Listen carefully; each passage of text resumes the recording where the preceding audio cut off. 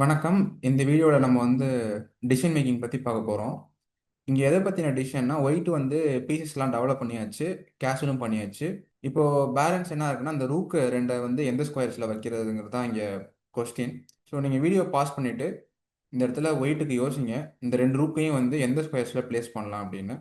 ரொம்ப கன்ஃபியூஷனான டிசிஷன்ஸ் எப்போதுமே எதில் இருக்கும் அப்படின்னா அந்த ரூக்கை எங்கே ப்ளேஸ் பண்ணுறதுங்கிறதுல எப்போதுமே ஒரு கன்ஃபியூஷன் இருந்துகிட்டே இருக்கும்.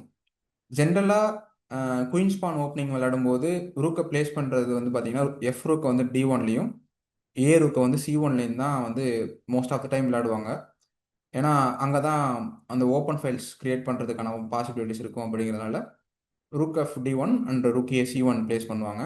பட் இந்த பர்டிகுலர் பொசிஷனில் நான் என்ன ஃபீல் பண்ணுறேன் அப்படின்னா இந்த இடத்துல எஃப் ரூக் இ ஒனில் ப்ளேஸ் பண்ணிவிட்டு ஏ ரூக்கை maybe C one or D one depends on situation பார்த்துட்டு அதுக்கேற்ற மாதிரி ப்ளேஸ் பண்ணலான்னு நினைக்கிறேன்.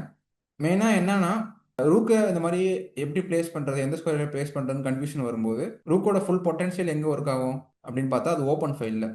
ஸோ நம்ம எங்கே ஓப்பன் ஃபைல் இருக்கோ அதை சூஸ் பண்ணி நம்ம ரூக்கோட பிளேஸை சூஸ் பண்ண முடியும்.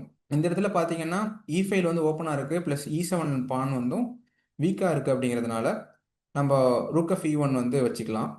Rook a c one rook a D one இதை நம்ம கொஞ்சம் பார்த்துட்டு வச்சுக்கலாம். ஃபைல்ஸ் எதுவும் ஓப்பன் பண்ணுறதுக்கு மேபி டி ஃபைல் ஓப்பன் பண்ணுறதுக்கான பாசிபிலிட்டிஸ் இருக்குது.